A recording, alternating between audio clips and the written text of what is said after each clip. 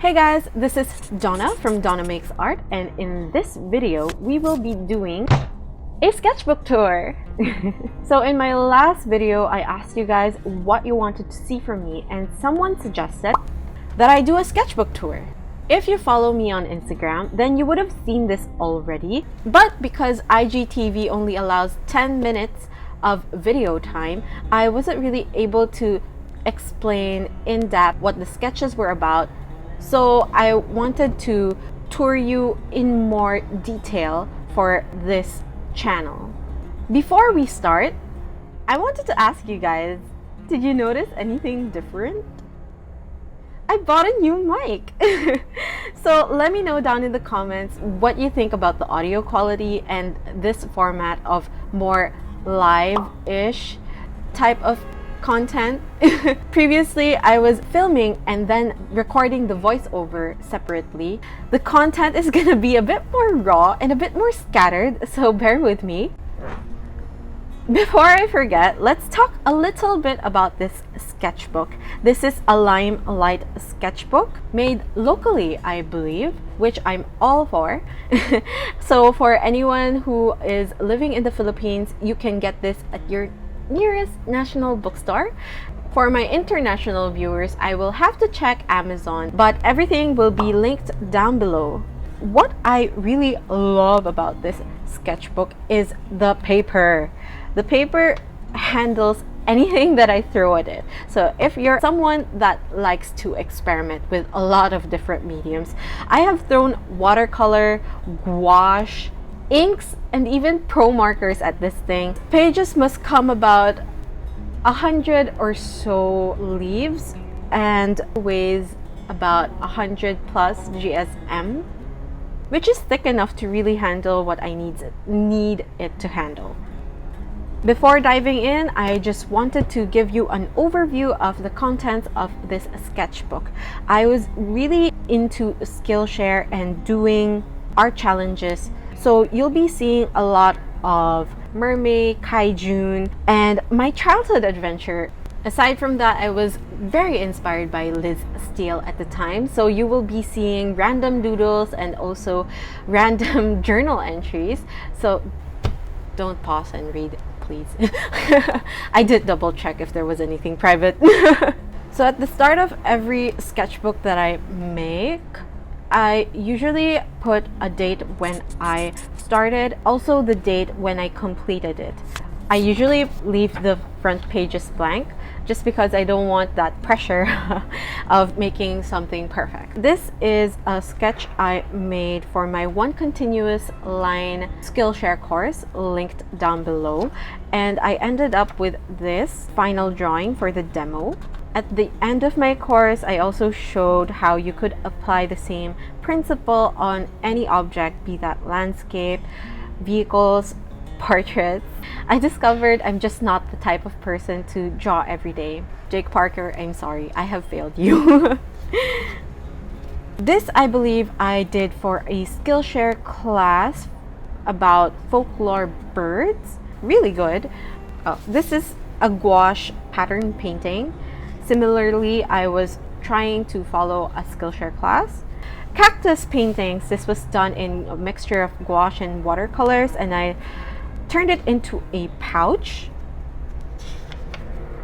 By the by, this sketchbook, there's no chronological order. How I approached it is I would open up a random page, and as long as it's empty, I would draw on it. So this was a study I did of Nathan Falk's portrait painting and some OOTDs, because that's what I do when I'm bored. Few tree paintings, again a Skillshare class that I took. And this is a floral painting challenge, and I turned it into a sticker collection. You'll be seeing a bit more of those florals later on. This is a turtle pattern that I made into another pouch. I have this thing where I make Christmas gifts. I decided to make gift favors with my design on it so that it would be both personal and useful, and I don't really have to overthink about each individual gift, which really gives me anxieties. This is part of my floral sticker set, and this is my first childhood sketch, I believe.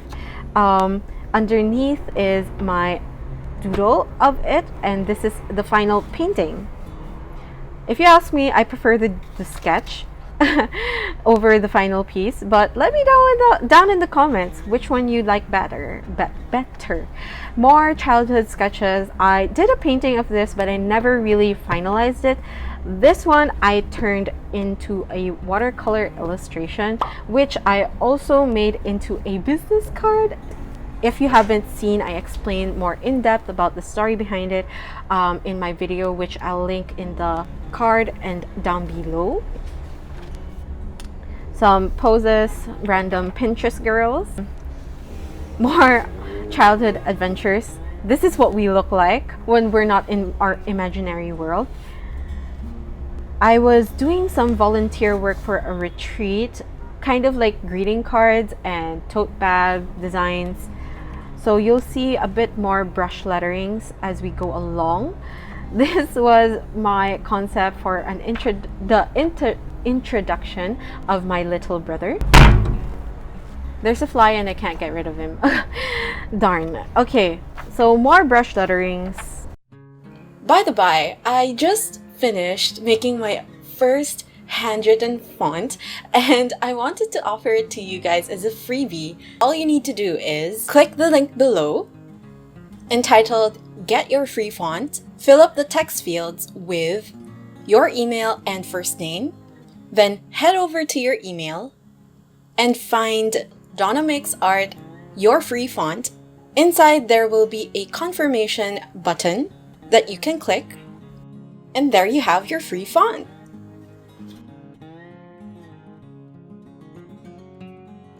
This was a sketch inspired by our trip to the beach.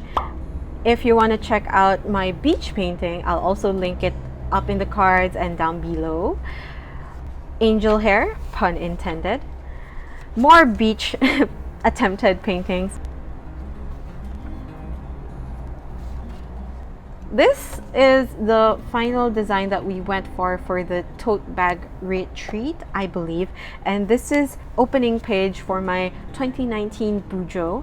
My word for that year was proud, and my mantra was to end each day doing something I'm proud of. This must be my favorite spread of the whole sketchbook. These are gouache paintings that I did. I love how this reflective texture showed up with the highlights, and also this reflective shadowing on the table. These were black and white portrait pictures that I found in Pinterest, and I just painted them with color so that I could just focus on the temperatures and values rather than trying to get the exact skin color right. Excuse me. The fly keeps zipping here and there, but it won't go out, so I'm totally annoyed. Oh yeah, so these are some sketches that I never really finished for Feriary. Some product designs and sketches for my D&D campaign.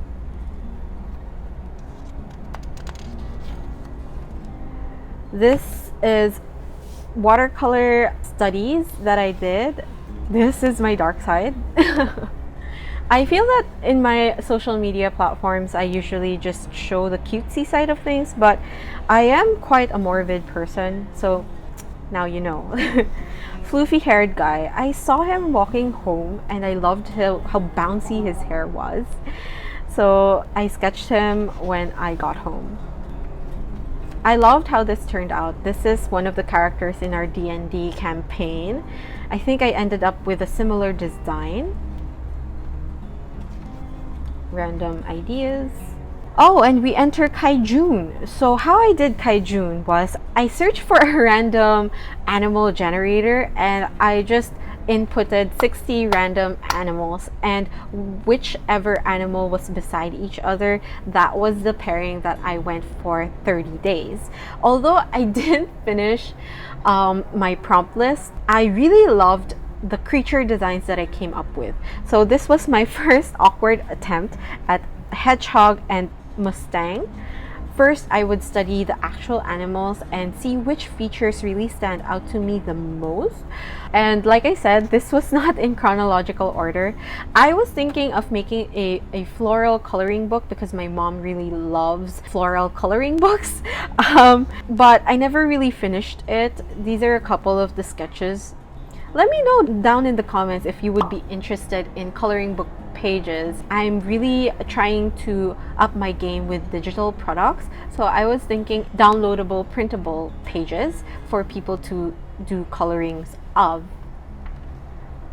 This is one of my Skillshare classes that I took for inking.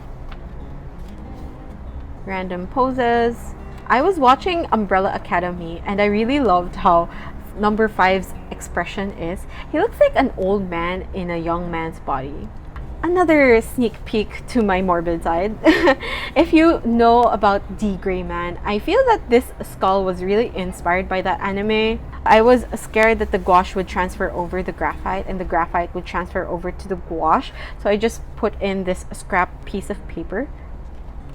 Later on, you'll see the sketch that I made for that painting. Ooh, I loved this design. This is buffalo plus fawn. So I ended up just taking the fawn's body and the horns of the buffalo on it. I was really playing with the shapes of the creature rather than thinking of the anatomical accuracy of any of these animals. This is rhino plus dugong. I always thought that dugong was a Filipino term. Super cute. I ended up just putting a rhino's head on the dugong's body and turned out nicely. Someday I'm gonna be making final paintings of these animals because they're so cute. I really want to turn them into a sticker. This was panda plus frog, a combination that was, I thought, super unappealing but turned out super cute. I ended up with this design. I mixed up the limbs of the frog on a panda's body, and I would have thought that it would look awkward, but because it's, again, not going for realistic, I guess it turned out pretty okay. And we go into Mermay. I took 2 prompt lists and combined them together. So for this, you have extravagant goldfish, which I thought matched perfectly.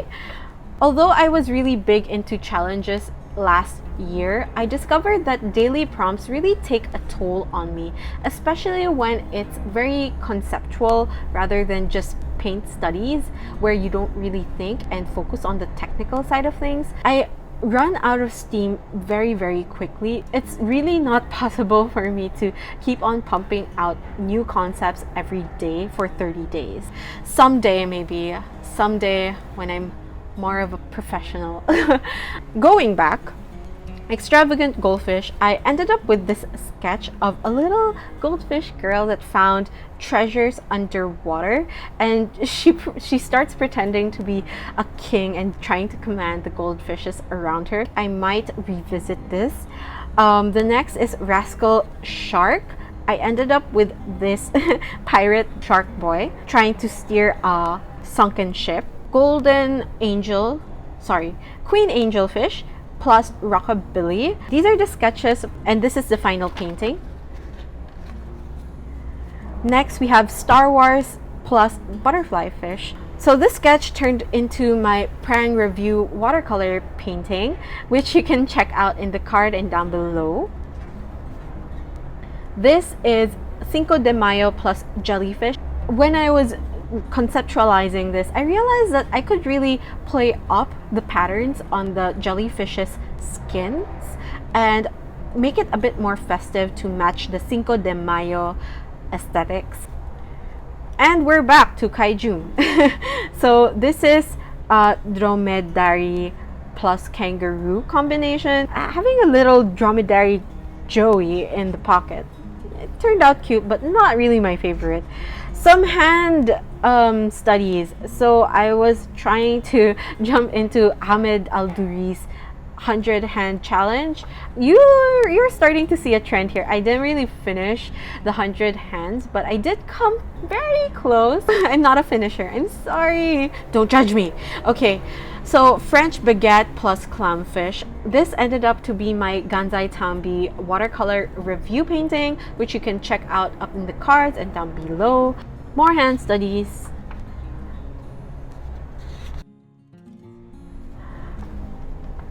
More hand studies.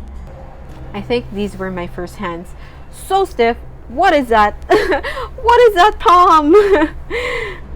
And ooh, cute. Okay, so this is sloth plus cow. I ended up just putting the patterns of the cow's skin on the sloth, as well as the horn and the ears of it, and it turned out so cute. I love it. I'm definitely gonna be painting these kaijuns one of these days. This is a parakeet plus otter, the most doubtful anatomy that I've come up with. And this is an ox, I think, plus turtle. Super cute. When I saw those prompts, I instantly envisioned this creature. So cute. I draw when I'm in church, don't judge me.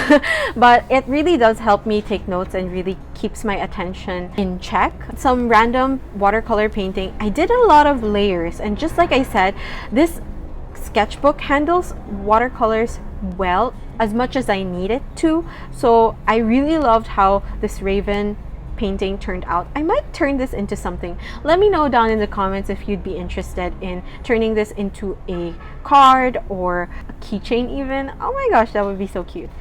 This is the point where I stopped kaijun. I would go, be so excited at first, and then midway I'd get stuck on one drawing and then I give up on the whole challenge. Some gouache tree paintings, which didn't really turn out as I expected.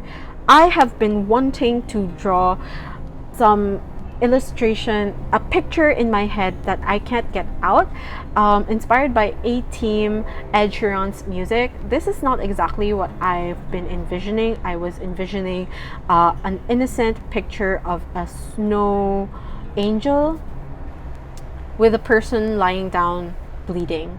But we've already clarified that I am kind of morbid, so this was a master study. I'm not sure if you would call it a master study, but it is a study of someone else's painting.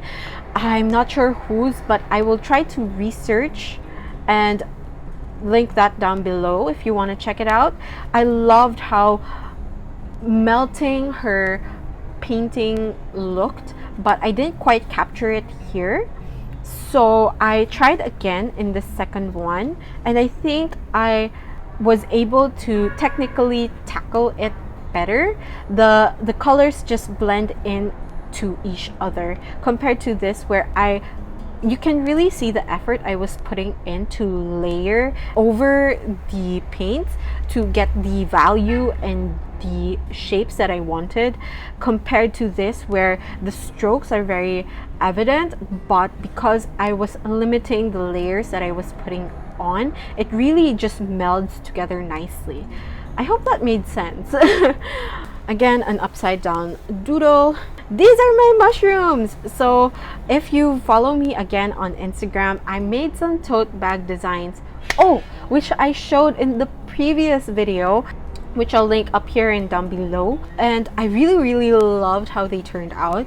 This paper is not really meant for markers or watercolors, so there is warpings and also heavy ghosting, but as you can see, it didn't really transfer to the next page, so I used that for another draw with me. And this is by Sophia Liu, her watermelon witch concept. I have been in conflict with witches. Witches are in Christendom very no magic and all those things, Harry Potter, blah blah blah. I'm still on the fence with that. I really loved how it turned out. Kind of disappointed with how I approached the water, and the composition is all over the place. Overall though, at least I attempted it. I was super scared to ruin my sketch. But yeah, it is what it is. If you don't know Sophia Lu, she has her own YouTube channel. You should definitely check it out. I do get inspired by people who are very consistent in their uploads. And yeah, that's more or less it. These are just more calligraphy, handwriting explorations for retreats and my bullet journals.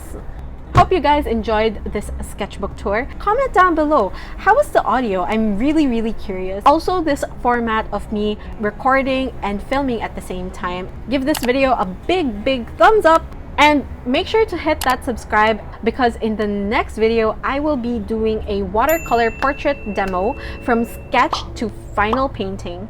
Follow me on Instagram, and I will be transferring over to Store Envy and opening my own Redbubble store as well, so make sure to watch out for those. Share this video with your art buddies. With that, I'll see you in the next one. Bye!